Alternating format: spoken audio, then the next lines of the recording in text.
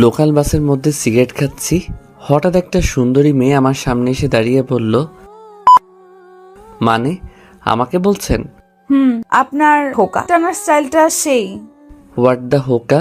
ইট is শোকা। যারা খায় ছ্যাঁকা তারা টানে হোকা। কি বলতে চাচ্ছেন আপনি? আমি বলতে চাইছি এটা একটা পাবলিক বাস। এখানে যে হোকা সিগারেট টানা নিষেধ তা জানেন না? আফারে কি কইব আর আমার দুঃখের কথা। সিগারেট মানে আপনার ভাষা, হোকা কি সাথে টানি? মনের দুঃখ কষ্টের নিবারণের জন্যই তো টানি। তা ছ্যাঁকাটা কি একটু বেশি খেয়ে ফেলেছেন নাকি? ওই সেরি, আমি ছ্যাঁকা খাইতে যাব কোন দুঃখে? কি বললেন আমায়? আপনি তো মানুষটা ভারী বেয়াদব। আফা গো আফা, মাইন্ড করেন কেন? বললাম না আমার মনে অনেক দুঃখ, তাই কি বলতে কি বলে ফেলেছি, কিছু মনে করবেন না। বুঝলাম। তা আপনার মনে এত কিসের কষ্ট বলা যাবে? আর কইেন না গো আফা, এই অবুঝ শিশু দুধের বাচ্চাকে আমার আম্মু জোর করেই বিয়ে দিতে চায়, তাই মনে অনেক দুঃখ। তা সেই দুধের বাচ্চাটা কে? কেন, আমাকে কি আপনার চোখে পড়ে না? কে আবার হবে? আমি নিজেই। হাসাইলেন মিয়া, আপনি দুধের বাচ্চা? আজ বিয়ে দিলে কাল ডজন খানেক দুধের বাচ্চা পয়দা করবে, আর ইনি নাকি দুধের বাচ্চা? ভাবা যায়? দূর সেমরি, তুই আসলেই বেশি কথা কস। ওই ছ্যামরা, তুই আবার আমাকে ছেমরি বললি? আফারে খেপেন কেন? আমি বললাম না আমার মনে অনেক দুঃখ, তাই কি বলতে কি বলে ফেলেছি মাথায় আসছে না, সরি। ঠিক আছে ঠিক আছে, এখন সরে বসেন, আমি বসবো। ও মা গো, একটুখানি ভালো করে কথা বলছি দেখে এখন আমার পাশে বসবেন তাই না? জানেন আমি না এমনই, মেয়েরা আমাকে দেখলেই পটাতে শুরু করে দেয়। হাউ স্মার্ট মি, তাই না? ভাব নিয়ে কথাটা বললাম, ইংরেজিটা ঠিক বলছি কিনা সন্দেহ। জি না মিস্টার, এটা আমার সিট, আপনি আমার সিটে বসে আছেন, এই যে দেখুন টিকিট। সো এখন সরে বসেন। নো প্রবলেম, নো প্রবলেম, আসেন বসেন। ভাবটা মনে হয় বেশি নিতে গেছিলাম মেয়েটি বসার পরে। আচ্ছা, আপনি এই হোকাটা কবে থেকে টানেন? 24 বছর। আপনার বয়স কয় বছর? 24 বছর। কেন? তার মানে আপনি জন্মের পরে মায়ের পেট থেকে বের হওয়ার পর থেকে হোকা টানেন? আরে আমার কথাটা তো আগে শেষ করতে দেবেন নাকি? বলেন। মানে হলো আমার জন্মের 23 বছর 11 মাস 29 দিন পরে থেকে আমি সিগারেট মানে আপনার ভাষায় হোকা টানি। তার মানে আপনি আজকেই প্রথম খাইলেন? ওই যে বললাম না আমার অনেক দুঃখ, এই দুধের বাচ্চাকে আমার আম্মু জোর করে বিয়ে দিতে চায়, তাই দুঃখ নিবারণের জন্য আমিও হোকার স্বাদটা নিয়ে নিলাম। হায় রে দুধের বাচ্চা রে, 24 বছরের বুইরা নাকি দুধের বাচ্চা। একটা কথা বলি, আপনি না অনেক দুষ্টু। এ কি, আপনি আমার নিকনেম জানলেন কি করে?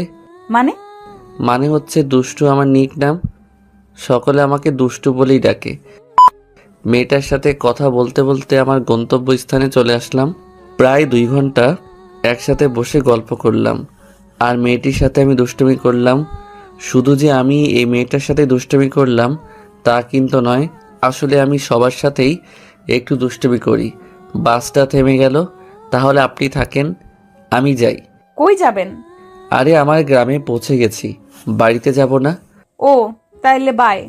আমি বাসের দরজার সামনে এসে একটা কথা বলবো? জি বলেন। আপনি বলাতেই মেয়েটার চোখ মুখ হাস্যোজ্জ্বল হয়ে গেল, মনে করলো তাকে ভালো কোনো পদবি দেব, কিন্তু জি আমি কি? আপনি না খুবই একটা বাচাল টাইপের একটা মেয়ে, বলেই দিলাম দৌড়। মেয়েটা দেখলাম পিছনে থেকে বলছে, ওই আমি বাচাল না, তুই বাচাল, তোর বাপ বাচাল, তোর 14 গোষ্ঠী শুদ্ধ বাচাল, হারামজাদা। কে শোনে কার কথা? আমি দৌড়ে বাড়িতে চলে আসলাম, কিন্তু একটা জিনিসের জন্য খুব আফসোস হচ্ছে। এত সুন্দর একটা মেয়ের সাথে এতটা পথ পাড়ি দিয়ে আসলাম, আর মেয়েটার নাম ঠিকানা কিছুই জানা হলো না। বাড়িতে এসেই, কিরে বাবা, আয়সা পড়ছিস? Good boy. শোন, কালকেই কিন্তু তোর জন্য মেয়ে দেখতে যাব। আম্মু আমি সবে আসলাম, কোথায় খাইতে দেবে তা না করে আমার বিয়ে নিয়ে পড়লে কেন? খাইতে দেবো মানে? আগে রুমে গিয়ে ফ্রেশ হয়ে আয়, তারপর খাবি। না, আগে খাবো তারপর রুমে যাব। আমার অনেক দুঃখ, তাই দুঃখের কারণে ক্ষুধা লেগে গেছে। কি কস তুই? আমি আগে জানতাম দুঃখের কারণে মানুষ খাওয়া দাওয়া ছেড়ে দেয়, আর তোর ক্ষুধা লাগছে? আম্মু শোন, দুষ্টুমি সবার সাথে করলেও আমার সাথে করতে আসিস না, কারণ ভুলে যাস না, তুই যদি দুষ্টু হোস তাহলে আমিও দুষ্টুর মা। ক্ষুধা লাগছে। এখন খাইয়ে দাও। খাবার টেবিলে। আম্মু, আমার বিয়েতে মামা থাকবে না তাই কি কখনো হয়? আচ্ছা আম্মু, মামা কোথায় যেন থাকে? ওই কানাডা। কি মামা কানা? কি বলো, আগে তো জানতাম না যে মামা কানা। হারামজাদা, তোর মামা কানা হতে যাবে কেন? তোর মামা থাকে কানাডাতে। ও তাই বলো। আমি ভাবলাম মামাকে মনে হয় সত্যি সত্যি কানা বলছো। তোরে বললে এক কথায় তুই বুঝিস আরেক কথা। ভালোভাবে কোনো জিনিসটা বুঝোস? বুঝি না। এখন খাইয়ে দাও তো। তারপর আম্মু আমাকে খাইয়ে দিল। খাওয়া শেষ করে রুমে এসে ফ্রেশ হয়ে শুয়ে পড়লাম, কারণ বাড়িতে আসতে আসতেই সন্ধ্যা হয়ে গেছিল। সকালবেলা আর সব গল্পের মতন আমারও শরীরে পানি অনুভব করলাম। ভাবলাম এ কি, আমার ছাদটা আবার ফুটো হয়ে গেল নাকি? চোখ মেলে দেখি আম্মু হাতে বালতি নিয়ে দাঁড়িয়ে আছে। আম্মু, এই সকাল সকাল আমার ঘুম না ভাঙাইলে তোমার হচ্ছিল না তাই না? ঘুম তো ভাঙতেই হবে। আজ তোর জন্য মেয়ে দেখতে যাব না? তাড়াতাড়ি উঠে রেডি হয়ে নে, আমরা বের হব। তুমি কি আমার বিয়ে দেবার জন্য পাগল হয়ে গেলে নাকি? এই ভোরবেলা কেউ পাত্রী দেখতে যায় নাকি? ভোর পারলি কোথায় তুই? ঘড়ির দিকে তাকিয়ে দেখ কত বাজে। 9:30 বেজে উঠলো, আর উনি বলছেন এখন নাকি ভোরবেলা। আরে তাই তো। ধুর, তাহলে একটু আগে ডেকে দিবে না? আপনি হলেন লাট সাহেব, এত সকালে কি আর আপনার ঘুম ভাঙে? হারামজাদা, সেই কখন থেকে ডাকছি, ওঠার কোনো নামই নাই। আর উনি বলছেন তাকে নাকি ডাকি নাই। তাড়াতাড়ি উঠে ফ্রেশ হয়ে নে। তুমি না আমার সাথে কেমন ভাবে কথা বলো?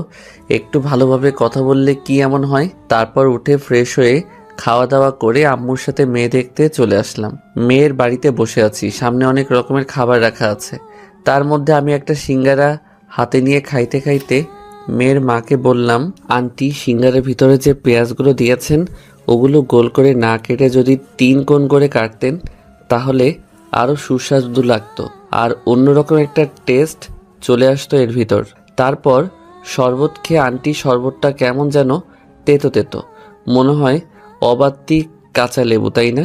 তবে এই শরবতের মধ্যে একটু গুড়ের সাথে চিনি বেশি করে মিশিয়ে দিলে ভালো হতো, খাইতে সেই লাগতো। আমি কথাটা বলে আম্মুর দিকে তাকালাম, দেখলাম আম্মু রাগী লোক নিয়ে আমার দিকে তাকিয়ে আছে। আর মেয়ের মা তো আমার কথা শুনে পুরাই আবুল হয়ে গেছে। পেঁয়াজ গোল করে কাটা আর 3 কোণ করে কাটাতেও সিঙ্গারার স্বাদ পাল্টে যায়, এ আবার কেমন কথা? মনে মনে মেয়ের মা, মানে আমার হবু শাশুড়ি মা, তুমি তো জানো না আমি কেমন ছেলে। আজ যদি আম্মু আমার পাশে না থাকতো তাহলে শুধু সিঙ্গারা আর শরবত না, তোমার সবগুলো খাবারের স্বাদ পাল্টে দিতাম। আম্মুর আমার দিকে রাগীভাবে তাকিয়ে থাকার জন্য আর কিছু বললাম না, তাই নিচের দিকে তাকিয়ে রইলাম। কিছুক্ষণ পরে মেয়েকে নিয়ে আসা হলো। তারপর মেয়েটি আমাকে দেখে বলে উঠল, আরে হোকা খোর আপনি! মেয়ের মুখের দিকে তাকাতেই শরবত গলায় ঠেকে বেশম খেলাম। আরে হোকা খোর আপনি আপনি এখানে? আরে আমার দিকে এইভাবে তাকিয়ে আছেন কেন? চিনতে পারছেন না নাকি? আমাদের তো কালকে বাসের মধ্যে দেখা হলো, আপনি হোকা টানছিলেন। আপনার হোকা টানার স্টাইলটা কিন্তু সেই ছিল। একদমই মেয়েটা শুধু বলেই গেল। আমার মান ইজ্জত মনে হয় এবার সব পাটের খেতে চলে গেল রে। আম্মুর দিকে তাকিয়ে দেখি আম্মু একবার আমার দিকে তাকাচ্ছে, একবার মেয়েটার দিকে তাকাচ্ছে। তারপর আম্মু বলল, মা, তুমি এসব কি বলছো? কে হোকাখোর? আর তোমরা দুজন দুজনকে চেনো নাকি? আসলে আন্টি, আপনার ছিলেন না কালকে। আমি মেয়েটির কথা থামিয়ে বললাম, হ্যাঁ আম্মু, আমি ওনাকে চিনি তো, কাল বাসেই তো ওনার সাথে পরিচয় হলো। তা বুঝলাম, কিন্তু হোকাখোরটা কে? আমি কি, তুই হোকাখোর? আরে আম্মু, আমি ওনাকে ওই গল্পটা বলেছিলাম বাসের মধ্যে, হোকা টানার গল্প।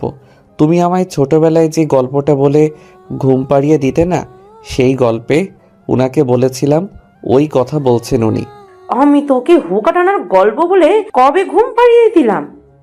বাদ দাও তো, ছোটবেলায় তোমার হয়তো মনে নেই। আমি তোরে গল্প শুনাইলাম? আমার মনে নেই, আর তোর সে কথা মনে আছে? আমার ব্রেনটা যে সেই মেয়েটাকে উদ্দেশ্য করে, আর আপনিও না কোন জায়গায় কি বলতে হয় তাও জানেন না। আচ্ছা সরি। মেয়েটি তার আম্মুকে উদ্দেশ্য করে, আম্মু, আমি ওনার সাথে আলাদা কথা বলতে চাই। আচ্ছা যা, তোর রুমে নিয়ে গিয়ে কথা বল। মেয়েটি দাঁড়িয়ে গেল। তবু আমি বসে আছি, তাই আম্মু বলে উঠল, কিরে, তুই বসেই রইলি কেন? তারপর আমি উঠে মেয়েটির পিছনে পিছনে তার সাথে যেতে লাগলাম। মেয়েটি ঘরের মধ্যে ঢুকেই আমাকে এক টান মেরে ঘরের মধ্যে ঢুকিয়ে নিল। তারপর ঠাস করে দরজাটা আটকে দিল। ওই কি করছেন? এত জোরে কেউ দরজা লাগায় নাকি? চুপ শালা, আমার বাপের দরজা আমি যেভাবে কেন লাগাই, তাতে তোর বাপের কি? মাইয়া বলে কি? একেবারে আপনি থেকে তুই, তার সাথে শালা ফ্রি। তার ছেঁড়া নাকি বেটার? পাগল হয়ে গেলেন নাকি? কি বলেন এগুলা? আমি ঠিকই আছি। শালার সাহস কত! আমাকে কাল কি বলছিলি? আমায় মনে আছে? কি বলছিলাম? আমি বাচাল, তুই বাচাল, তোর গোষ্ঠীর সবাই বাচাল। আর একটু আগে কি বললি? আমি জায়গা অনুযায়ী কথা বলতে পারি না, তাই না? তার জন্য সরি। ঠিক আছে, এইবারের মতো মাফ করে দিলাম। আর এখন থেকে আমার সাথে এইভাবেই কথা বলবি, মনে থাকে যেন। সেমরি, আমাকে তুমি এখনো চেনো না? তোর বাড়িতে আসছি এজন্য যা মন চাই তাই করছিস, তাই না? দিন আমারও আসবে। এই দিন না, আরও দিন আছে। এই দিন নিয়ে যাব সেই দিনের কাছে। এই তো গুড বয়। এখন বল, তুই বিয়ে করতে চাচ্ছিস না কেন? জিএফটিএফ আছে নাকি? আরে না, আমার মতো শিশু বাচ্চা ছেলে গপ কই বাপো।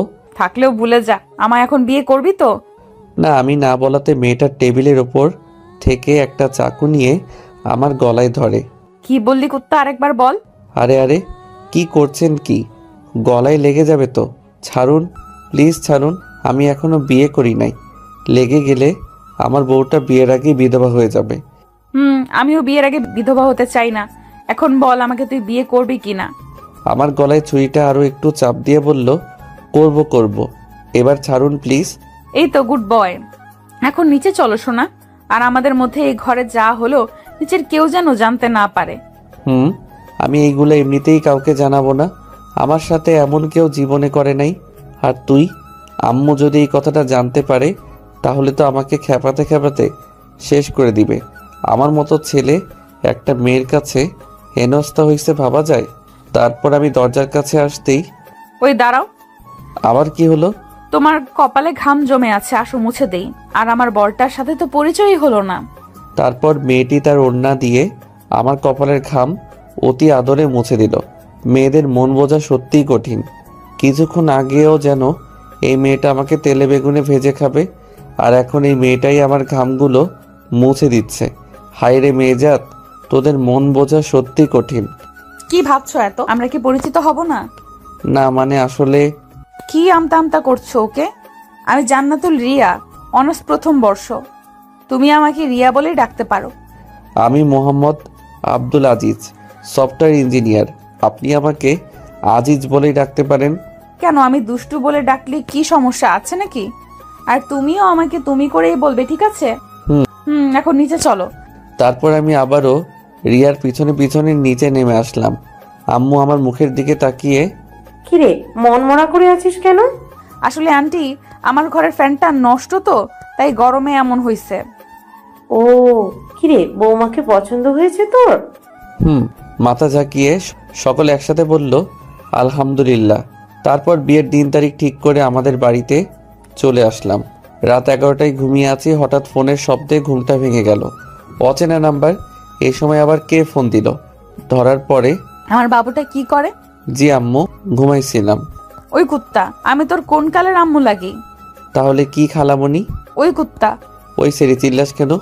পরিচয় না দিলে চিনবো কেমনে? আমি রিয়া, তোর বউ। ওহো বউ, তুমি তা আগে বলবা না? তাহলেই তো আর আম্মু খালামণি ডাকি না। কিন্তু আমি বিয়ে করলাম কবে? বিয়ে করিস নাই, করবি, সমস্যা কোথায়? কিন্তু এখন বল, আমাকে ওইগুলা আম্মু খালামুনি বলে ডাকলি কেন? আর বলবো না। আমি যখন ছোট ছিলাম তখন আমাকে আমার আম্মু আর খালামণি আদর করে বাবু বলে ডাকতো। তাই ভাবলাম তুমি হয়তো আমাকে থামিয়ে দিয়ে। চুপ কর শালা, নাম্বার দেখেও কি চিনিস না কার নাম্বার? তোমার নাম্বার তো আমার কাছে ছিল না। শালা, নিজের বউয়ের নাম্বার রাখিস না তুই? কেমন বল? আমার বোঝা হয়ে গেছে। আল্লাহ গো, তুমি যে আমার কপালে কি লিখে রাখছো! সরি বউ। চুপ, এক্ষুনি আমার নাম্বার বউ লিখে সেভ করবি। এই তো আমার বাবুটা। সরি আমার বরটা। আচ্ছা শোনা, তুমি রাতের খাবার খাইছো? বউ, খাইছি। তুমি খাইছো বউ? খাইছি।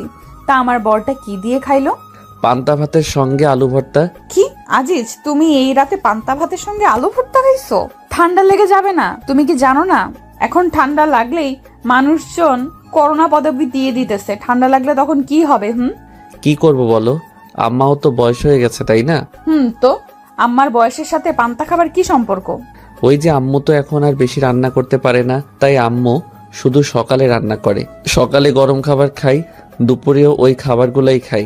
পরে আম্মু পানি দিয়ে রাখে, তাই রাতের বেলায় পান্তা খাই। আমি তো আর আমার আম্মুকে কষ্ট দিতে পারি না তাই না? ইস, আমার সোনাটার রাতে পান্তা খেতে খুব কষ্ট হয় তাই না?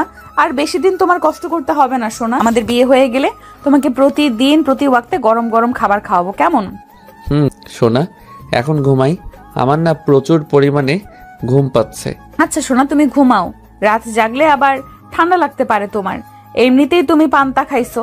রাখি, বাই। এই শোনো না। আবার কি হলো? এই না বললে তোমার ঘুম পাচ্ছে? পাচ্ছে তো। তো আবার কি? একটা দাও না। কি দিব? ওই যে সবাই যা দেয়, যেটা ঘুমানোর আগে। সবাই কি দেয়? ওই যে চুমাচুমি। লজ্জায় লাল হয়ে। ধুর, তুমিও না। আমার বুঝি লজ্জা করে না? বিয়ের পরে দিব, কেমন? এখন রাখি, তুমি ঘুমাও। বলে ফোনটা কেটে দিল। এদিকে রিয়া মনে মনে ভাবছে, কি লজ্জা, কি লজ্জা। ছেলেটা আসলেই একটা দুষ্টু। দুষ্টু না হলে কি কেউ করে এমন ভাবে চুমু চায়? দুষ্টু কোথাকার। কুত্তি, আমার স্বাদের ঘুমটা নষ্ট করে এখন লজ্জা পাচ্ছিস তাই না?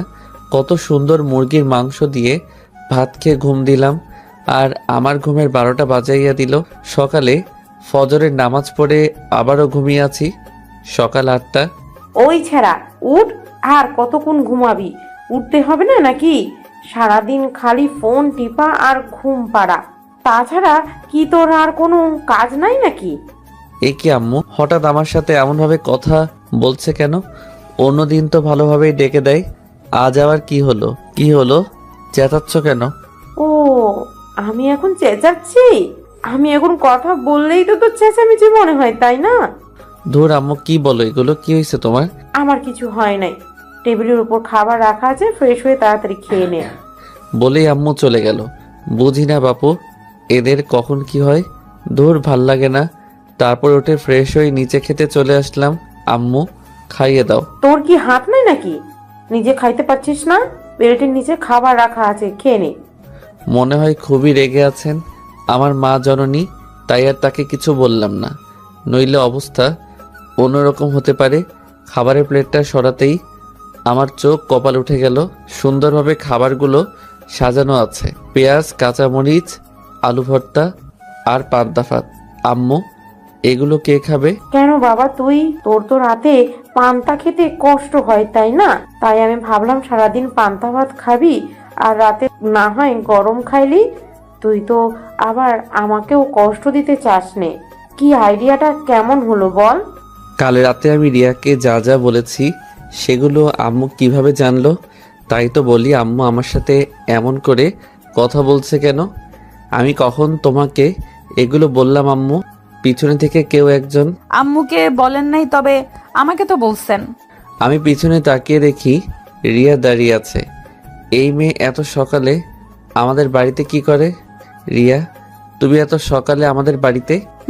আমি তোমার কথা রাতে বিশ্বাস করে ভাবলাম এখন থেকে যখন সময় পাই তখনই আম্মুকে এসে হেল্প করব। আর পরে আম্মুর কাছ থেকে জানতে পারলাম তুমি রাতে আমাকে যা যা বলেছো সবগুলাই মিথ্যা। শালা চিটার। কি বলো? আম্মু আছে তো। আর আম্মু, আমি পান্তা খাইতে পারবো না। কি বললো? তুমি খাইতে পারবে না তাই না? দাঁড়াও, আমি তোমাকে খাইয়ে দিতেছি। খাইয়ে দিতে হবে না তোমাকে, আমি খাবোই না। কি বললি? তুই খাবি না তাই না? ছুরি আনবো? আম্মু গো। আম্মু আমার কথা শুনে মুখে একটা ভেঙচি কেটে চলে গেল, আর আমি পড়ে রইলাম এই ঝগড়ুটে মেয়ের কাছে। রিয়া আমার কাছে এসে বসে। দেখি দেখি, হা করো শোনা। বাচ্চাদের মতো। না না, আমি খাবো না। তুই হা করবি নাকি ছুরিটা গলায় ধরবো? তুই পচা, তোমার কাছে আমি খাবো না। পচা মেয়ে, যাও বলছি যাও, বাচ্চাদের মতো করে। কুত্তা, আমি কিন্তু এবার সত্যি সত্যি রেগে যাচ্ছি। রিয়ার চিৎকারে ভয় পেয়ে সঙ্গে সঙ্গে হা করে ফেললাম, আর রিয়া আমার মুখের মধ্যে পান্তা ভাতের সঙ্গে আলু ভর্তা মাখিয়ে খাইয়ে দিতে লাগলো। উফ ভাই, সেই সুস্বাদু খাবার। খাওয়া শেষ করে আমি আমার রুমের মধ্যে এসে বসে আছি, আর রিয়া আম্মুর সাথে কি যেন কথা বলছে। কিছুক্ষণ পরে রিয়া আমার রুমের মধ্যে প্রবেশ করলো। তারপর চলো, কোথায় যাব? বাইরে ঘুরতে বের হব আমরা। কিন্তু কোথায় যাব সেটা তো বলবে নাকি? গেলেই দেখতে পারবে। আমি আর কথা বাড়ালাম না, আম্মুকে বলে রিয়ার সাথে বেরিয়ে পড়লাম একটা রিক্সা নিয়ে। কিছু সময় পরে রিক্সাটা একটা রেস্টুরেন্টের সামনে থামলো। তারপর ভিতরে ঢুকে যা হলো আর যা দেখলাম তার জন্যে মোটেও প্রস্তুত ছিলাম না। হবু বউয়ের সাথে ঘুরতে বেরিয়েছি। হবু বউ আমাকে নিয়ে একটা রেস্টুরেন্টের মধ্যে প্রবেশ করলো। রেস্টুরেন্টের মধ্যে ঢুকতেই একদল মেয়ে আমাদের সামনে এক প্রকার দৌড়ে চলে আসলো। শালার মেয়েগুলাও না দেখতে এক একটা, উফ। তাদের মধ্যে একটা মেয়ে আমার বউকে মানে হবু বউকে উদ্দেশ্য করে বলল, দোস্ত মালটা কে রে? উফ, দেখতে তো সেই। হ্যাঁ রে দোস্ত, সেই মাল তো দেখতে একদম আখের মতো, চিকন হলেও ভেতরে মনে হয় রসে ভরা, মনে হচ্ছে আখের মতো, এখনই চিবিয়ে খেয়ে ফেলি। আল্লাহ গো, এ আমি কাদের তলে পড়লাম? এরা কি আমাকে ইফটিজিং করতেছে? ধুর, ভয় পাই নাকি আমি হলাম পুরুষ মানুষ। পুরুষ মানুষ কি ভয় পাই নাকি মেয়েগুলোর কথা শুনে? আমার হবু বউ দেখলাম রেগে আগুন। এই তোরা এগুলো কি শুরু করলি? ও আমার বর, ভালোভাবে কথা বল। আরে দোস্ত রাগিস কেন? আমরা তো এমনি মজা করলাম। তুই তো আমাদের বললি তোর হবু বরের সাথে আমাদের পরিচয় করিয়ে দিবি, তাই আমরাও দুলাভাইয়ের সাথে একটু মজা করলাম। দুলাভাই আপনি কি রাগ করলেন? আমি মেয়েটির গালে একটা টিপ্পনি মেরে মুচকি হাসি দিয়ে, ধুর, শালীরা কি যে বলো না তোমরা, না আসলে এক একটা শালী। শালীদের কথায় কি রাগ করা যায়? আপনি কি আমাদেরকে গালি দিতেছেন ভাইয়া? দেখো দেখো, শালীগুলো বলে কি, আমি তোমাদের গালি দিতে যাব কেন? এটা তো আমাদের সম্পর্কের নাম। ওই তুমি এখন চুপ করবে? থার্ড মেয়েগুলোকে উদ্দেশ্য করে, তোদের সাথে ওর পরিচয় করিয়ে দেই। ওর নাম আজিজ, পুরো নাম মোহাম্মদ আজিজ। আর আজিজ এরা হলো। মেয়েগুলো রিয়াকে থামিয়ে দিয়ে, থাক দোস্ত, তোর পরিচয় করিয়ে দিতে হবে না, দুলা ভাইয়ের সাথে আমরা এমনিতেই পরিচয় করে নিচ্ছি। তারপর একে একে সবগুলো মেয়ে হাত বাড়িয়ে দিয়ে প্রথমে হাই বলে তাদের নামগুলো বলতে লাগলো। ওরা বলল, হাই, আমি মিনা, আমি সিনা, আমি বিনা, আমি রিনা, আমি মনা। আমি কনা। আমি টিনা। আর আপনি? জি, আমি জানি না। কি? ও সরি, রিয়া তো তোমাদের আমার কথা বললই, তাই না? ও হ্যাঁ, রিয়া তো বললই, কিন্তু দুলাভাই আপনি যে কি বলবো তাই মন থেকে সবকিছু হারাই ফেলছে। আবার কি হাত মিলিয়ে পরিচিত হবেন?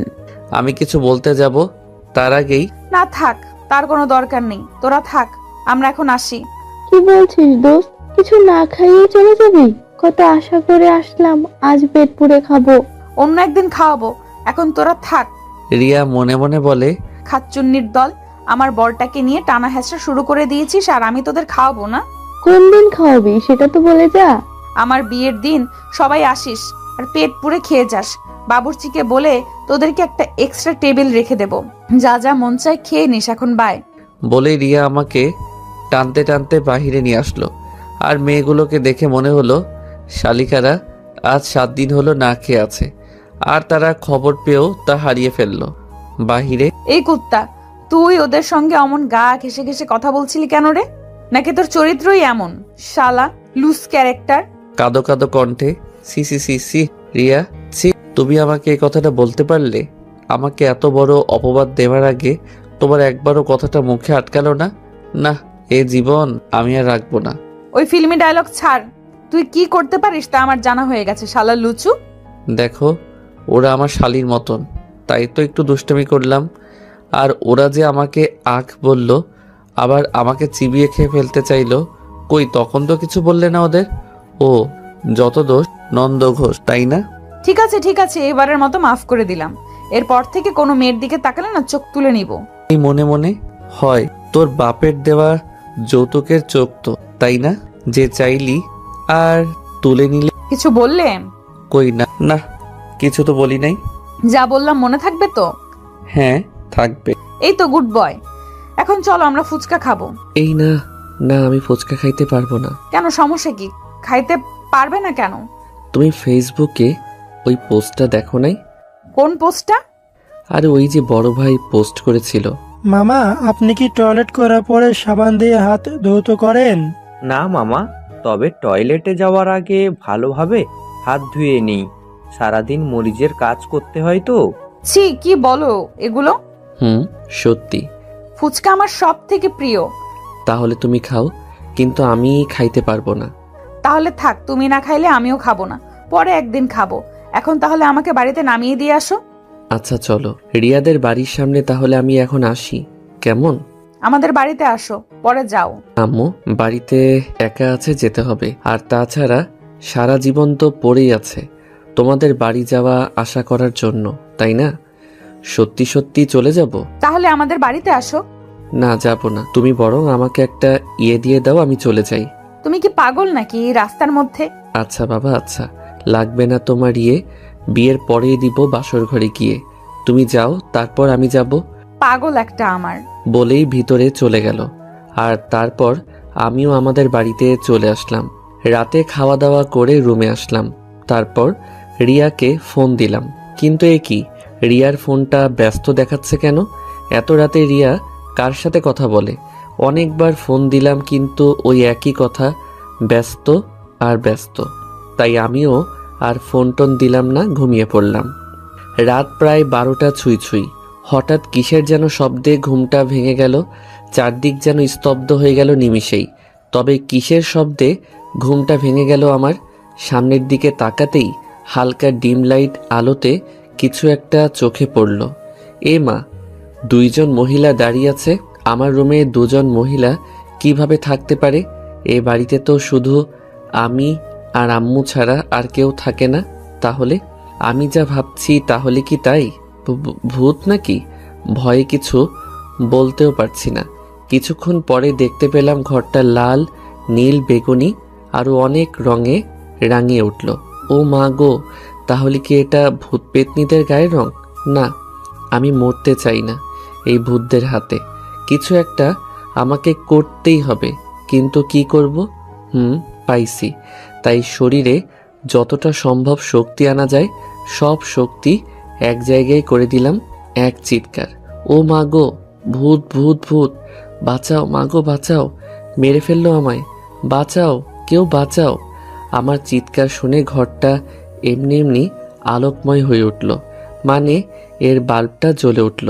আর কে যেন দৌড়িয়ে এসে আমার মুখটা চেপে ধরল আর বলতে লাগলো, happy birthday to you, happy birthday to you, happy birthday to you, happy birthday to you my dear জান, হ্যাপি বার্থডে টু ইউ।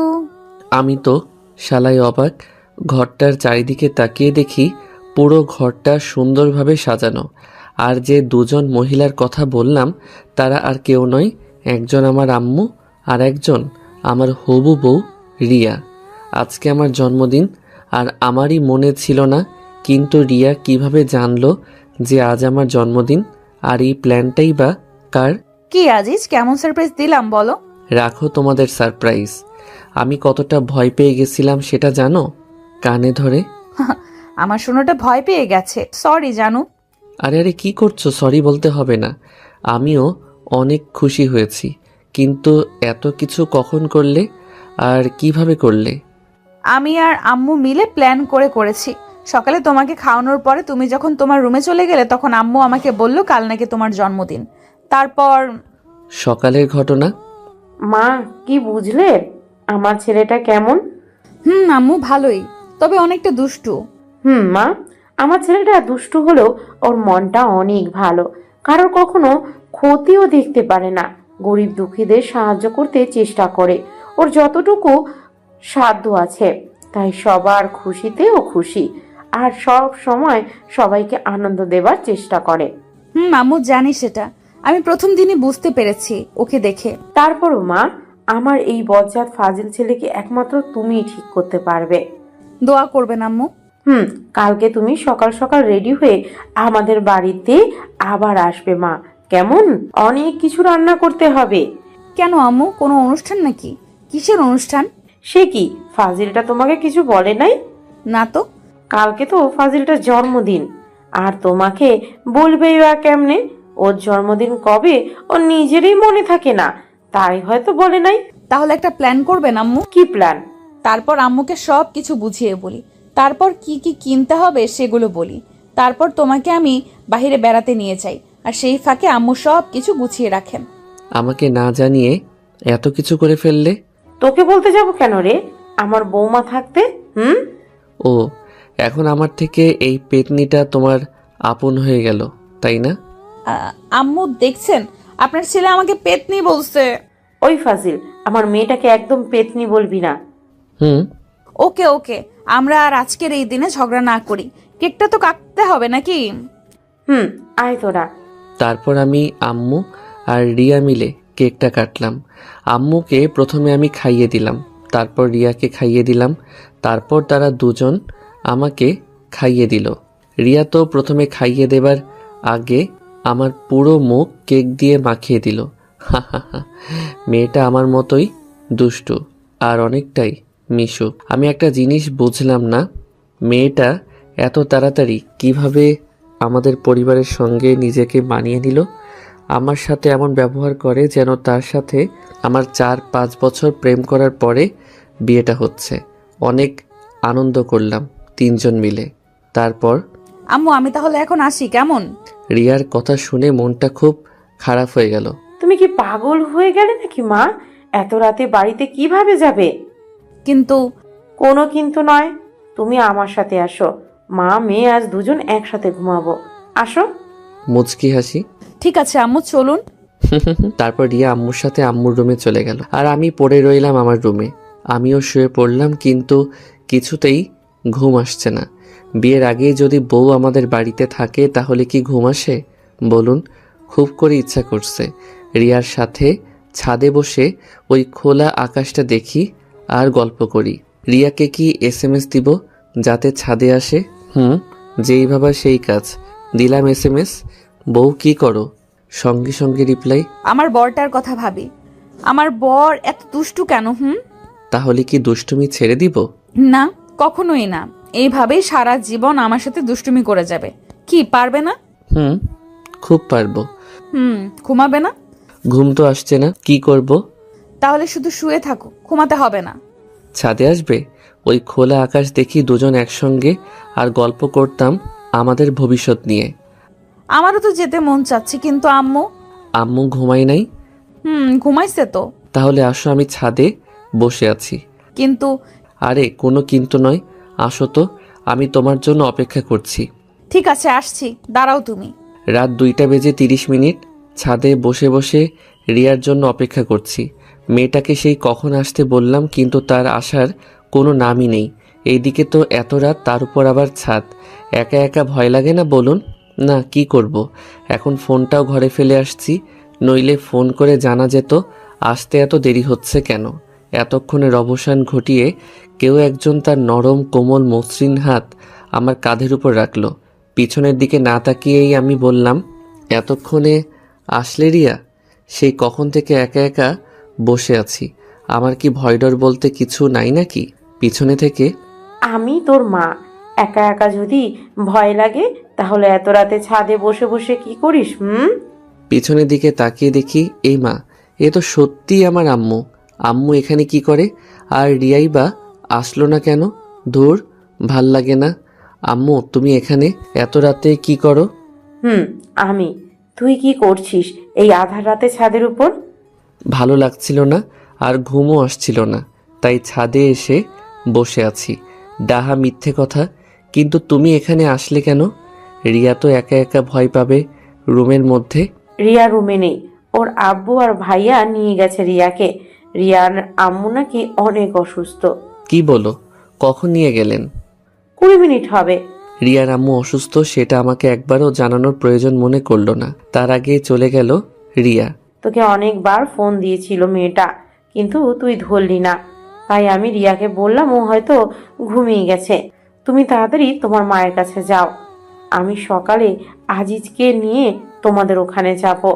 আর রিয়া যাবার কিছুক্ষণ পরে আবার আমাকে ফোন দিয়ে জানালো তুই নাকি ছাদে একা একা বসে আছিস, তাই আমি তোকে নিতে এলাম। ও শালার শাশুড়ি অসুস্থ হবার আর টাইম পেল না। যেই ভাবলাম তার মেয়ের সাথে একটু সুখ দুঃখের আলাপ করব, অমনি তার অসুস্থ হতে হবে।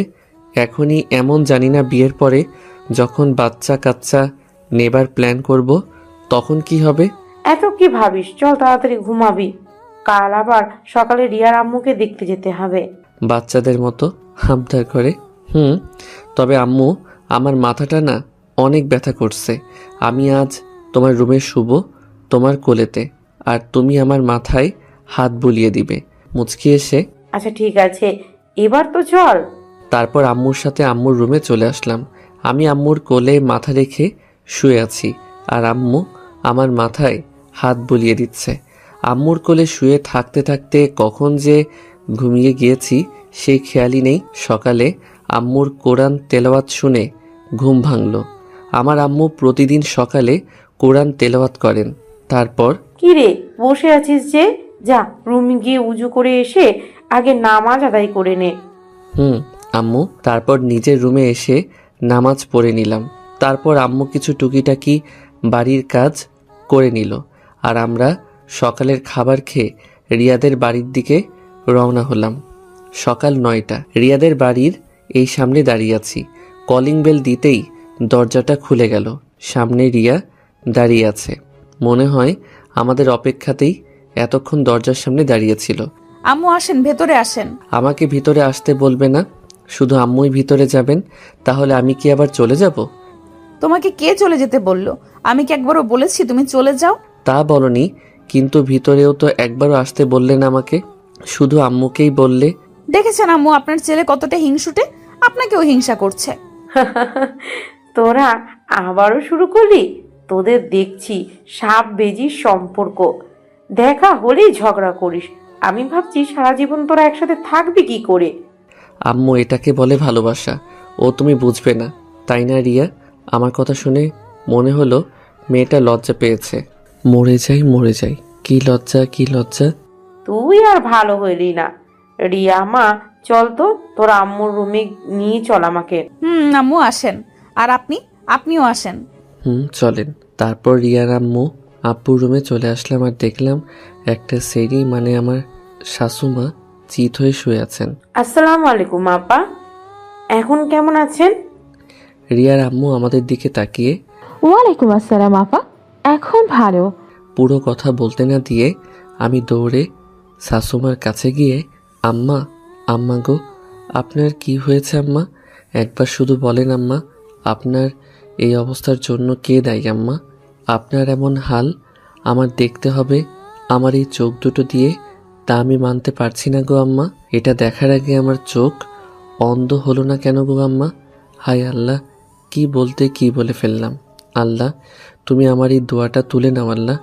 আমি এখনো বিয়ে করি নাই, আর আমি কানা হতে চাই না গো আল্লাহ, মাফ করে দেন আল্লাহ। তারপরে কথাগুলো বলে রিয়ার দিকে তাকালাম, দেখলাম মেয়েটা একদম ইমোশনাল হয়ে পড়েছে। রিয়া আমার দিকে ছলো ছলো চোখে তাকিয়ে আছে। রিয়া ভাবছে আমি তার মাকে কতটা সম্মান করি, ভালোবাসি।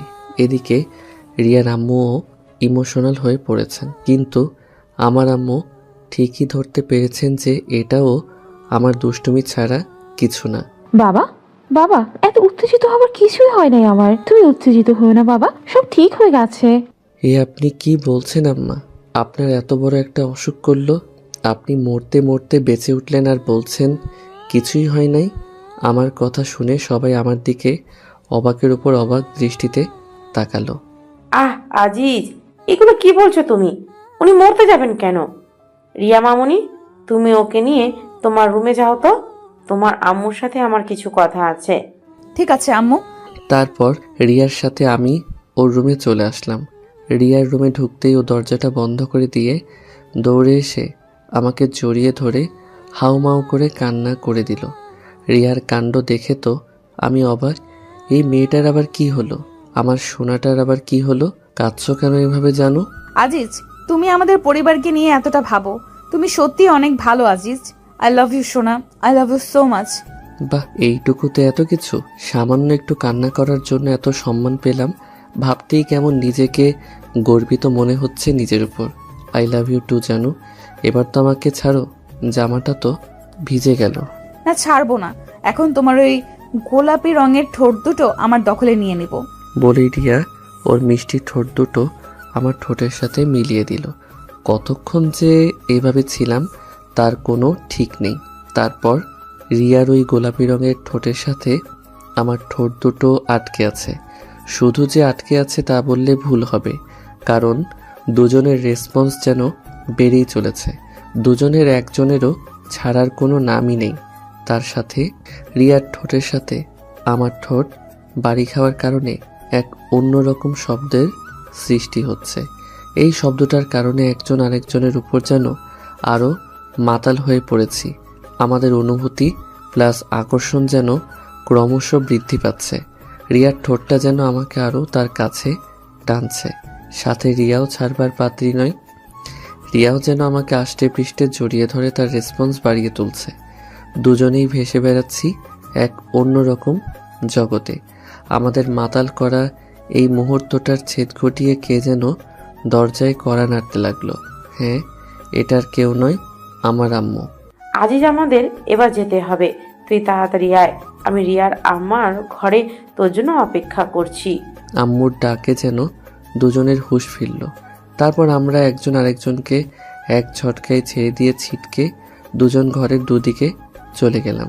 রিয়া সোজা তার বিছানার উপর গিয়ে বালিশের মধ্যে মুখ লুকিয়ে ফেলল, আর আমি দরজার সামনে গিয়ে আবার কি যেন মনে হলো তাই, আম্মু তুমি একটু অপেক্ষা করো, আমি আসছি বলে আবার বিছানার কাছে রিয়ার সামনে এসে দাঁড়ালেন। তারপরে একটা হাত রিয়ার কাঁধের উপর রেখে রিয়ার কাঁধে হাত রাখতেই ও যেন কেঁপে উঠল, আর আমি ওর নাম ধরে ডাকতেই ও লাফ দিয়ে উঠে আমাকে আষ্টে পৃষ্ঠে জড়িয়ে ধরে আমার বুকের মধ্যে মুখ লুকিয়ে ফেলল। বুঝতে আর বাকি রইল না যে মেয়েটা প্রচুর পরিমাণে লজ্জা পেয়েছে।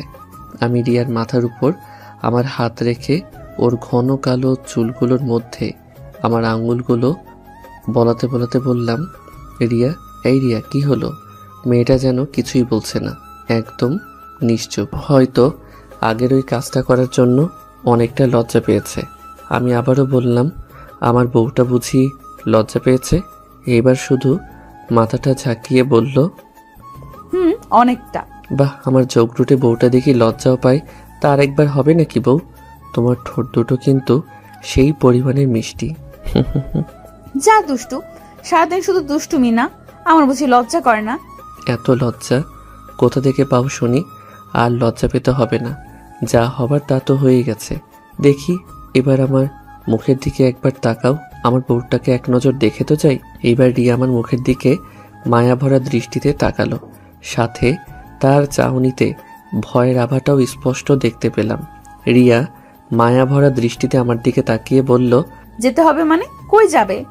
বাড়িতে যেতে হবে না, আম্মু তো ডেকে গেলেন আমাকে। এক্ষুনি চলে যাবে?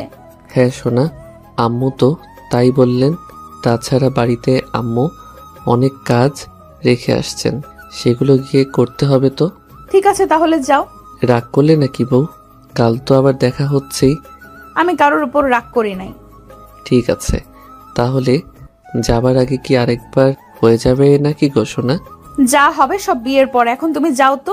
বলে আমাকে ধাক্কিয়ে ঘর থেকে বের করে দিয়ে দরজাটা লাগিয়ে দিল। আমি বেচারা নিরুপায় হয়ে রিয়ার আম্মুর রুমে চলে আসলাম। তারপর আম্মুকে ডেকে, আম্মু চলো এখন। আমার কথা শুনে দুজনেই আমার দিকে তাকালো। আমাকে দেখেই তাদের মুখটা যেন অন্য রকম হয়ে গেল। আমার দিকে তাকিয়ে রিয়ার আম্মুও আমার আম্মু একজন আরেকজনের মুখের দিকে তাকালেন। কি হলো, বাড়িতে যাবে না নাকি? ও হ্যাঁ, চল। তারপর রিয়ার আম্মুর থেকে বিদায় নিয়ে নিলাম। রুম থেকে বের হবার আগে দেখলাম দুজনেই মিটমিট করে হাসছে। বিআইন সাহেব, বিয়ের তারিখটা মনে হয় তাড়াতাড়ি ঠিক করতে হবে। রিয়ার আম্মু আর কিছু বলল না, শুধু হাসলো দেখলাম। পুরো রাস্তায় আম্মুর মুখে কেমন যেন হাসি হাসি ভাব দেখলাম। আম্মু, বল। তোমার কি হয়েছে বলো তো? এইভাবে হাসছো কেন? কই হাসছি? আমার কিছু তো হয় নাই। আমি দেখতে পাচ্ছি তুমি এখনো হাসছো, আর বলছো হাসছো না। এমনি কিছু না। ধুর, ভাল লাগে না। আমিও আর কিছু জিজ্ঞেস করলাম না। বাড়িতে এসে আমি সোজা আমার রুমের মধ্যে প্রবেশ করলাম।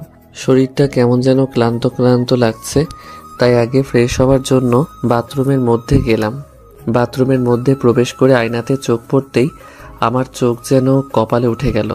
বিশ্বাস করেন ভাই, আয়নাতে যা দেখলাম তা দেখার জন্য আমি মোটেও প্রস্তুত ছিলাম না। কারণ আমার ঠোঁট দুটো একদম লাল হয়ে আছে। তার মানে হলো রিয়ার ঠোঁটে লিপস্টিক আমার ঠোঁটে গেলে আছে। এই জন্যে আম্মু ওইভাবে হাসছিল।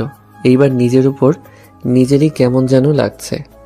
লজ্জায় নাকি ভয়ে বুকটা ধুকপুক শুরু হয়ে গেল। কি লজ্জা, কি লজ্জা! এটা শুধু আম্মু না, রিয়ার আম্মু দেখেছে। এখন সেমিটার উপর খুব রাগ হচ্ছে। সেরি বের হওয়ার আগে তাহলে একবার বলবি না যে আমার ঠোঁটে লিপস্টিকের দাগ রয়েছে? আর কিছু না ভেবে ফ্রেশ হয়ে রুমে চলে আসলাম। দরজাটা আটকিয়ে শুয়ে আছি আর ভাবছি আম্মুর সামনে এখন কিভাবে যাব। এর আগে তো কখনো এমন পরিস্থিতিতে পড়ি নাই। আর ঠিক তখনই জীবনে অনেক রকমের দুষ্টুমি করেছি, কিন্তু লজ্জা কী জিনিস তা কখনোই বুঝতে পারিনি বা বুঝে ওঠা হয়নি। কিন্তু আর আজ কি থেকে কি হয়ে গেল, তার জন্য এখন লজ্জায় বাইরে বের হতেই মন চাচ্ছে না। তাই দরজা জানালা সব বন্ধ করে যেই শুতে যাব অমনি ফোনটা বেজে উঠল। ফোনের স্ক্রিনের দিকে তাকিয়ে দেখি রিয়ার নাম্বারটা জলজল করে ভাসছে। এই সেমরিটা এখন আবার ফোন দিল কেন? ইচ্ছে না থাকা সত্ত্বেও ফোনটা রিসিভ করলাম। সোনা, তোমার জন্য সুখবর আছে। সুখবর? সোনা, সুখবর। সুখবর তার মানে তুমি কি মা হতে চলেছ? দিলে তো মুডটা বিগড়ে। মা হওয়া ছাড়া কি আর কোনো সুখবর হয় না নাকি? সব সময় তোমার মনের মধ্যে এগুলোই চলে নাকি? ধুর, কি যে বলো না তুমি। আমার মাথাটা ঠিক নেই, তাই উল্টো পাল্টা বলে ফেলেছি। কেন, কি হয়েছে আবার তোমার? আগে তুমি বলো কি সুখবর দিবা। গেস করো। ওই সেরি ভঙ্গিমা না করে তুই কি বলবি, কি হয়েছে? কি বললা তুমি? আমি তোমার সাথে ভঙ্গিমা করছি? রিয়া, রিয়া শোনা কাঁদে না। আচ্ছা বাবা, আমি সরি। এবার তো বলো কি বলবে। লজ্জা জড়িত কণ্ঠে। ইস, আমার লজ্জা করে, আমি বলতে পারবো না। তুই মাফ কর মা, কি হয়েছে বললে বল, না বললে নাই। আমি ফোনটা রাখলাম। মনে মনে শালার এমনিতে আসি এক চিন্তায়, আর এইদিকে এর ন্যাকামি ভালো লাগে বলুন। এই ফোনটা রাখবে না প্লিজ, আমি বলছি কি হয়েছে। হ্যাঁ বলো, কি খবর দিবা? লজ্জা জড়িত কণ্ঠে। সত্যি বলতে হবে? সে তো মহা মুশকিলে পড়লাম। তুই কি বলবি, কি হয়েছে বল। বলবো? এইবার সত্যি সত্যি কেঁদে দিলাম। ও মোর খোদাই, কোন পাগলের তালে ফেললে আমারে। রিয়া শোনা, তোর কিছু বলতে হবে না রে। গাধি, তুই এইবার আমাকে মাফ কর। আফু, বলছি তুমি মা হবে আর আমি বাবা হব। একদমই কথাটা বলল রিয়া। আমি মা হব আর রিয়া বাবা হবে? এ কেমন কথা? এইবার দুঃখে আমার হাসি পাচ্ছে। কথাটা শুনে কিছুক্ষণের জন্য স্তব্ধ হয়ে গেলাম। আমি মা হব কিভাবে? আর যদি মা হইও তাহলে নর্মালে তো জীবনেও কিছু হওয়ার সম্ভাবনা নাই, সিজার ছাড়া। আর সিজার করতে গেলে তো ভাবতেই গা শিংড়ে উঠছে। রিয়া গো, ও রিয়া শোনা, তুমি এগুলো কি বলছো? আমি মা হব মানে? ও সরি, খুব এক্সাইটেড মুডে ছিলাম তো, তাই উল্টো করে বলে ফেলেছি। আসলে আমি বলতে চাইছি আমি মা হব আর তুমি বাবা। উফ, এইবার যেন প্রাণটা এলো। এখন নিজেকে পুরুষ মানুষ লাগছে, কিন্তু তারপরও খটকা একটা রয়েই গেল। আমাদের তো এখনো বিয়েই হয় নাই, আর তার সাথে আমাদের এখনো ফিজিক্যালি কোনো কিছু হয় নাই। তাহলে আমি বাবা কেমনে হব? তুমি এগুলো কি বলছো রিয়া? আমি বাবা কেমনে হব? আমাদের তো এখনো বিয়েই হলো না। এখন না হলে কি হবে? 2 বছর পরে তো হবে নাকি? তুমি এগুলো কি বলছো? আমি কিন্তু কিছুই বুঝতে পারতেছি না। তুমি কি বলতে চাও সহজ করে বলবে প্লিজ? আসলে কিছুক্ষণ আগে আমার শাশুড়ি মা আমার মাকে ফোন করেছিল। তাতে কি হয়েছে? আম্মু বলল সামনের সপ্তাহের 33 তারিখে নাকি আমাদের বিয়ে, তারপর বাসরাত, আর তারপরে তুমি বাবা আর আমি মা। ও এই কথা? তাই এই কথাটা সরাসরি বললেই তো পারতে। এত ঘুরাইতে হবে কেন? তোমরা মেয়েরা এমন কেন বলো তো? সোজাসুজি একটা কথাও কি তোমরা বলতে পারো না? সব কথাই ঘুরিয়ে পেঁচিয়ে বলতে হবে তোমাদের? না, পারি না। এতে তোমার কোনো সমস্যা? না, সমস্যা থাকবে কেন? এই দাঁড়াও, তুমি কি যেন বললে আমাদের বিয়ে 33 তারিখে? কেমনে এটা সম্ভব? 33 হতে যাবে কেন? আমি তো বললাম 23 তারিখে। তুমি কি শুনেছ? তুমিই তো বললা তোমার মাথাটা নাকি ঠিক নাই। হবে হয়তো। এইবার বলো তো তোমার কি হয়েছে? শুনবে? তাহলে শোনো। সারাদিনের ঘটে যাওয়া কথাগুলো রিয়াকে বললাম। আমার কথা শুনে মেয়েটার তো যাই অবস্থা। কি বলছো তুমি? সব দোষ তোমার, ওই ঠোঁট দুটোর যত সব। চুপ করো, উনি মনে হয় ধোয়া তুলসী পাতা। আর এই জন্য তো বলি এত তাড়াতাড়ি আমাদের বিয়ের তারিখ ঠিক করলো কেন? এখন আমি কি করব? এক বিষয় কিন্তু ভালোই হলো, তাই না গো? রাখ তোর ভালো। আমার ইজ্জতের ফালুদা বানিয়ে এখন বলছিস ভালো হইলো? কিছু বলতে যাব অমনি আম্মুর ডাক পড়ল। আজিজ, এই আজিজ, টেবিলে খাবার দিয়েছি, খেয়ে যা। আসছি আম্মু। রিয়া আম্মু ডাকছে, তোমার সাথে পরে কথা বলি। ঠিক আছে, সাবধানে। আর আম্মু ওই বিষয়ে কিছু জিজ্ঞেস করলে তুমি বলবে ওইটা আইসক্রিমের রং ছিল, তুমি আমার রুমে আইসক্রিম খাচ্ছিলে। ধুর, কি বলে এগুলো? আম্মু ওই বিষয়ে তাই কিছু জিজ্ঞেস করে। বাট তোমার ঠোঁটটা কিন্তু আইসক্রিমের থেকে কম না, যেমন নরম তেমন কোমল আর বেশ ঠান্ডা, তার সাথে রং তো আছেই। ধুর শালা, ফোন রাখ, সব সময় দুষ্টুমি না। বলেই রিয়া ফোনটা কেটে দিল। কেমন মেয়ে রে বাবা, ওর কথা বাদ দেই, যাই আগে খেয়ে আসি। পেটটা কেমন ক্ষুধায় চোচো করছে। লজ্জা শরমের মাথা খেয়ে খেতে চলে আসলাম। পুরুষ মানুষের কি এত লজ্জা পেলে চলে? খাবার টেবিলে বসতেই আম্মু যা বলল তা শুনে আমি কালকেই তোদের বিয়ে। রিয়ার আম্মুর সাথে কথা বললাম, ওনার কোনো আপত্তি নেই। কাল সারাদিন বাসাতেই থাকবে, কোনো জায়গায় যেন যাস নে আবার। আম্মুর কথা শুনে কিছুক্ষণ আম্মুর মুখের দিকে তাকিয়ে রইলাম। তারপর বললাম, কালকে বিয়ে মানে কি? কি বলো আম্মু, কালকে বিয়ে কিভাবে সম্ভব? কেন সম্ভব না? এখনো বিয়ের কোনো গোছগাছ কিছু হলো না, তাহলে কাল কিভাবে বিয়ে হয়? তাছাড়া আমার বন্ধু বান্ধবদেরও তো বলতে হবে, আর আত্মীয় স্বজনরা তো আছেই, ওদের বলতে হবে না? একদমে কথাগুলো বললাম। বিয়েটা কাল সন্ধ্যার দিকে হবে। তোমার বন্ধু বান্ধবদের যদি বলতে হয় বলো, সমস্যা কোথায়? আর গোছগাছ নিয়ে তোমার কোনো চিন্তা করতে হবে না। ফয়সাল আর রাফিকে বলে রেখেছি, ওরা কাল সকালেই চলে আসবে। আর আসার সময় বিয়ের সব কিছু কিনে নিয়ে আসবে। বিকালের দিকে জিম আর জুথি, ওরা দুজনেও আসবে তোমার ঘর গোছানোর জন্য। আর আগে বিয়েটা হয়ে যাক, তারপর একদিন বড় করে অনুষ্ঠান করে সব আত্মীয় স্বজনদের দাওয়াত করে আনলেই হবে। এ নিয়ে তোমার কোনো চিন্তা করতে হবে না। ফয়সাল আমার মামাতো ভাই আর রাফি আমার চাচাতো ভাই, সাথে আমার 2 মামাতো বোন আসবে কাল। কিন্তু আম্মু, আমি আর কোনো কথা শুনতে চাচ্ছি না। আমি চাই না তুমি বিয়ের আগে কোনো অঘটন ঘটিয়ে বসো। আমার কথা নিশ্চয়ই তুমি বুঝতে পেরেছো। আম্মু, আর কোনো কথা নেই, খাওয়া হয়ে গেছে, এখন যাও গিয়ে ঘুমিয়ে পড়ো। আমি আর কথা বাড়ালাম না, কারণ আম্মু আমার সাথে এভাবে আগে কখনো কথা বলে নাই, যতই দুষ্টুমি করি না কেন।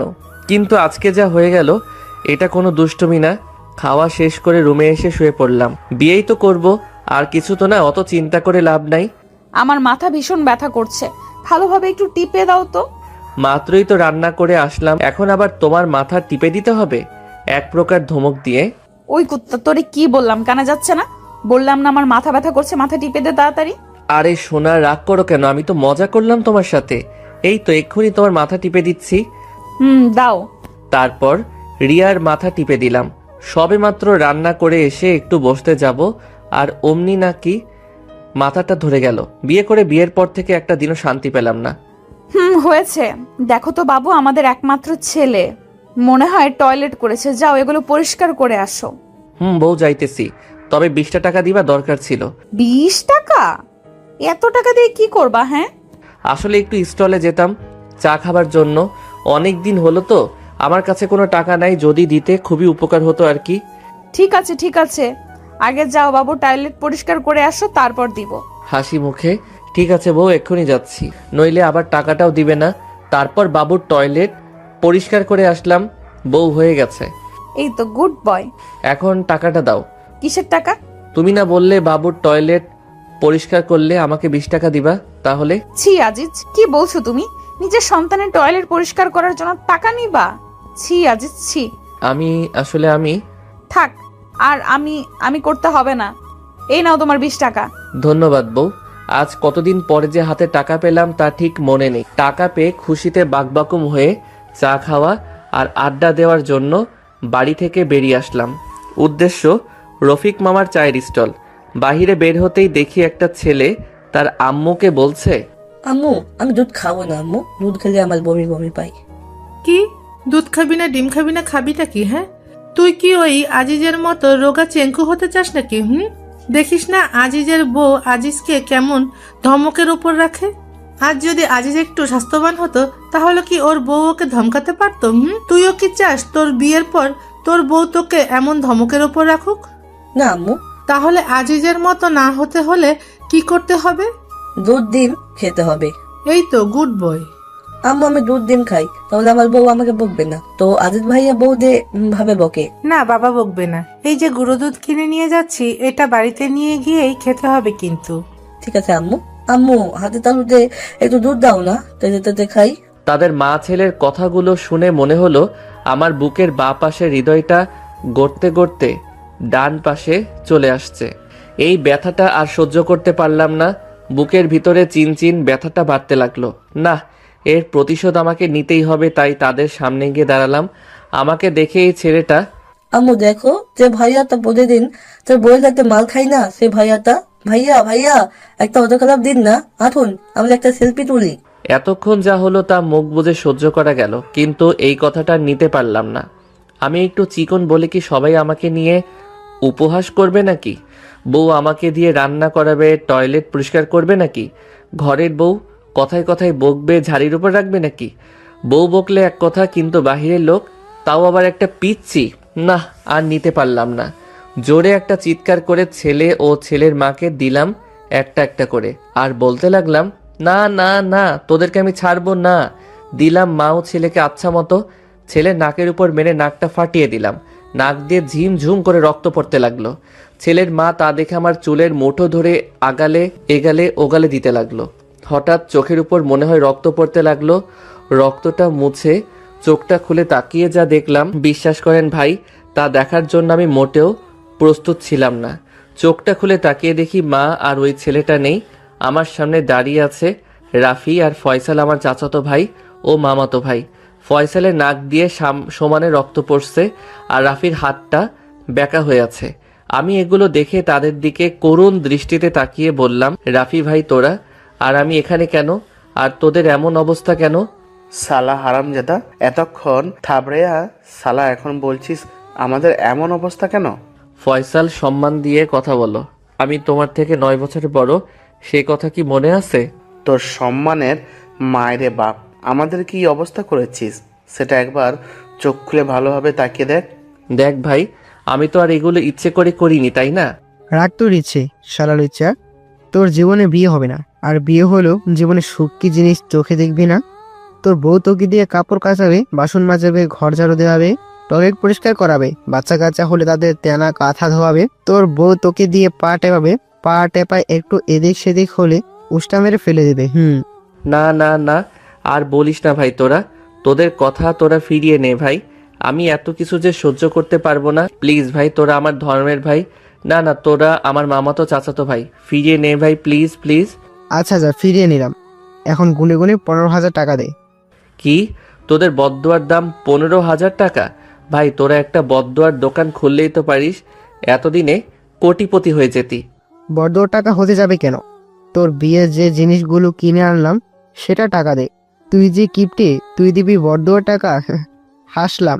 ও এই কথা, যা টাকা দিবনে, বাকি রইল বিয়ের 15 দিন পরে নিস। হালখাতা করবো না, টাকার সাথে বিরিয়ানি ফ্রি। কি ভাইয়া, সত্যি সত্যি কি আমাদের বিরিয়ানিও খাওয়াবা? ভাইয়া, সত্যি সত্যি খাওয়াবো। মনে মনে শালা খানেওয়ানার দল, এতক্ষণ যা তা বলে গালি দিতেছিল ও, আর খাওয়ার কথা শুনে তুই থেকে তুমি হয়ে গেলাম। আর আমি তো জানি আম্মু তোদেরকে এসব কেনার জন্য টাকা দিয়েছে। আমার সাথে চালাকি করো না বাচ্চা ধনেরা, তোমাদের জালে তোমাদেরকেই ফাঁসালাম। ধন্যবাদ ভাইয়া, এইগুলো নাও, আর তাড়াতাড়ি ফ্রেশ হয়ে রেডি হয়ে নাও। বড় আম্মুর অর্ডার, সে কখন আমাদেরকে পাঠিয়েছে আর তোমার পাত্তাই নেই। ফুপুমণি যখন তখন আসতে পারে, তাড়াতাড়ি রেডি হও, আমাদের আবার বেরোতে হবে। তোরা যা, তোরাও রেডি হ, আমি আসছি। তারপর ওরা চলে গেল, আর আমি ফ্লোরের উপর বসে গভীর ধ্যানে আচ্ছন্ন হলাম। তাহলে আমার সাথে যা যা ঘটলো সবই স্বপ্ন ছিল। উফ, খুব বাঁচা বেঁচে গেছি। কিন্তু বিয়ের পরে কি ওইসব সত্যি সত্যি হবে নাকি আমার সাথে? না, ভাবতেই গা কেমন কাটা দিয়ে উঠছে। সব কিছু কেমন মাথার উপর দিয়ে যাচ্ছে, আর কিছুই যেন ভাবতে পারছি না। ভাবনার ছেদকে ভেদ করে আম্মুর ডাক শুনতে পেলাম। কিরে আজিজ, তোর কি হলো? রিয়ার আম্মু ফোন দিয়েছিল, আমাদের তাড়াতাড়ি যেতে বলেছে। এই তো আম্মু, প্রায় শেষের দিকে, তোমরা 5 মিনিট দাঁড়াও, আমি 20 মিনিটে আসছি। তাড়াতাড়ি আয়। এই তো আম্মু, হয়ে গেছে। রেডি হয়ে রুম থেকে বেরিয়ে দেখি 2টা পেতনি আমার সামনে দাঁড়িয়ে আছে। আমার 2টা মামাতো বোন, জিম আর জ্যোতি। কিরে পেতনি, তোরা কখন আসলি? ওই কুত্তা, তুই আবার আমাদের পেতনি বলছিস? তোরা যে হারে মেকআপ করিস, তোদের পেতনি বলবো না তো মিস ডায়না বলবো নাকি? ফুপি, দেখেছো তোমার ছেলে আবার আমাদের পিছে লেগেছে। আজ তোর বিয়ে, আজকের দিনেও কি মেয়েদেরকে শান্তি দিবি না নাকি? আজ অন্তত চুপ থাক। এখন সবাই চলে যাওয়া যাক। চলো সবাই। তারপর সবাই বের হয়ে গেলাম, উদ্দেশ্য রিয়াদের বাড়িতে। আর কি জন্য তাদের বাড়িতে যাওয়া তা নিশ্চয়ই সবার অজানা না। রিয়াদের বাড়িতে ঢুকতে একদল মেয়ে এসে আমাদের পথ আগলে দাঁড়ালো, আর তারপর যা হলো তা হলো, আর সব বিয়ে বাড়িতে যা হয় তাই হলো। তার বললাম না, ওগুলো পুরনো হয়ে গেছে। ছোটখাটো আয়োজন ছাড়াই আমাদের বিয়েটা হয়ে গেল। তারপর অনেক নিয়মকানুন মেনে রিয়াকে নিয়ে চলে আসলাম আমাদের বাড়িতে। রাত 9:30। ছাদে একা একা বসে আছি আর ভাবছি আগামী দিনগুলো কেমন হতে চলেছে। সব কি কাল রাতের স্বপ্নের মতো হবে, নাকি মেয়েটা আমাকে অনেক ভালোবাসবে? না, কাল রাতের কথা মনে পড়লেই আবেগে চোখ দিয়ে আদা ছটাক নোনা পানি বেরিয়ে পড়ল। মাথার উপর যেন স্পষ্ট আকাশ দেখতে পাচ্ছি। ওহ, আকাশ তো সবসময় মাথার উপরেই থাকে। কিছুক্ষণ পরে কারো ডাকে হুঁশ ফিরল। কিরে ভাইয়া, একা একা এখানে কি করিস? তোর জন্য বিড়ালটা সেই কখন থেকে বসে আছে। ফাইজলামো করিস আমার সাথে? বিড়াল আমার জন্য বসে থাকবে কেন? আরে গাধারাম, এ বিড়াল সে বিড়াল না, এই বিড়াল হলো। থাক, আপনাকে আর পাটনামো করতে হবে না, আমি বুঝে গেছি আপনি কি বলতে চাচ্ছেন। তাহলে যাও, বিড়ালটা মারো আর রাজ্যটা জয় করো। ভাইরে, আমারও তো মন চাচ্ছে যে বিড়ালটা মারি, কিন্তু বিড়াল মারার পরে যে আমি শেষ হয়ে যাবো রে ভাই। ভাইয়া তুমি দুর্বল নাকি? জোর নাই ওইখানে? বললাম কি আর ও বুঝলো কি? এমনি কি বলে আজকালকার পোলাপান হওয়ার পরে থেকে এক একটা পিস হয়। আমি ভাবছি পা টেপা বাসন মাজা টয়লেট পরিষ্কার করার কথা, আরও খাড়াই কতদূর চলে গেছে। আগে যখন আমরাও ওগুলোর বিজ্ঞাপন দেখতাম তখন ভাবতাম বেলুনের বিজ্ঞাপন, আর এখনকার পোলাপান প্যান্থারের নাম শুনলে চিতাবাঘ মনে করে না, অন্য কিছু মনে করে। হায় রে যুগ, এদের সকলকে এক একটা নোবেল দেওয়া উচিত। আমি ওর দিকে রাগীভাবে তাকাতেই ও দৌড়ে চলে গেল। বাসর ঘরে বসে আছে রিয়া। আমি ধীরে ধীরে এগোতে লাগলাম বাসর ঘরের দিকে। বিড়ালটা মারলে আমার খেলা শেষ, সব রাজত্ব চলে যাবে রিয়ার কাছে। যেই আমি কোনো কিছুতেই ভয় পেতাম না, সেই আমি যেন ভয়ে ভয়ে এক পা দুপা করে এগুচ্ছি বাসর ঘরের দিকে। বারবার শুধু রাতের স্বপ্নটার কথা মনে হচ্ছে। স্বপ্নটা কি সত্যি হতে চলেছে? না না, ভয় পেলে চলবে না। পুরুষ মানুষের আবার কিসের ভয়? হাঁটতে হাঁটতে আমার দরজার কাছে চলে আসলাম। যেই দরজাটা ধাক্কা দিতে যাব অমনি বুকটা ধুকধুক করে উঠল। ধুর, পুরুষ মানুষ এত ভয় পেলে চলে নাকি? বুকে 3 কেজি সাহস জুগিয়ে এক ধাক্কায় দরজাটা খুলে ফেললাম। ভিতরে ঢুকে তো আমি অবাক। রিয়া মাথায় এক হাত ঘোমটা টেনে নিচের দিকে তাকিয়ে বসে আছে। আমি যে রুমের মধ্যে প্রবেশ করেছি সেটা রিয়া ঠিক বুঝতে পেরেছে। ভয়ে ভয়ে খাটের কাছে গিয়ে দাঁড়ালাম। রিয়ার সামনে গিয়ে যে দাঁড়াতেই মেয়েটি আমাকে অবাক করে দিয়ে বসা থেকে উঠে এসে আমার পা দুটো ছুঁয়ে সালাম করে জিজ্ঞেস করলো, আসসালামু আলাইকুম, কেমন আছেন আপনি? ওয়ালাইকুম আসসালাম, আলহামদুলিল্লাহ ভালো, তুমি কেমন আছো? জি আলহামদুলিল্লাহ, আমিও ভালো আছি। আপনার কি অজু আছে? জি আছে, তোমার? জি আমারও আছে। তাহলে চলুন 2 রাকাত নামাজ আদায় করে নিই দুজনে। তারপর দুজন একসাথে নামাজ আদায় করে নিলাম। নামাজ শেষ করে রিয়া গিয়ে আবারও ঘুমটা টেনে খাটের উপর গিয়ে বসলো। আর এদিকে আমি ভাবছি এখন কি হতে চলেছে। রিয়াও কেমন যেন আমাকে আপনি আপনি বলে ডাকছে। যে মেয়েটা আমাকে তুই করে ডাকতো সে এখন আপনি বলে ডাকছে। বিষয়টা কেমন যেন সুবিধাজনক মনে হলো না। এত শত না ভেবে আমিও খাটের উপর গিয়ে রিয়ার সামনে বসে পড়লাম। তারপর ধীরে ধীরে ওর মুখের উপর থেকে ঘোমটাটা সরালাম। এই প্রথম বাসর ঘরের মধ্যে রিয়াকে দেখলাম, একদম পরী, যেন আমার সামনে বসে আছে। ওর দিকে এভাবে তাকিয়ে থাকা দেখে ও বলল, কি দেখেন অমন করে? পরী? কি? না কিছু না। আচ্ছা, তুমি আমাকে আপনি আপনি বলে ডাকছো কেন? আপনি তো আমার স্বামী।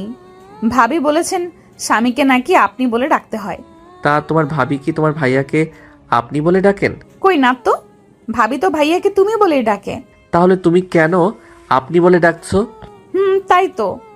আমরা এই বিষয়ে আর কথা না বলি, চলো বিড়াল মারার কাজটা সেরে ফেলি। চলো।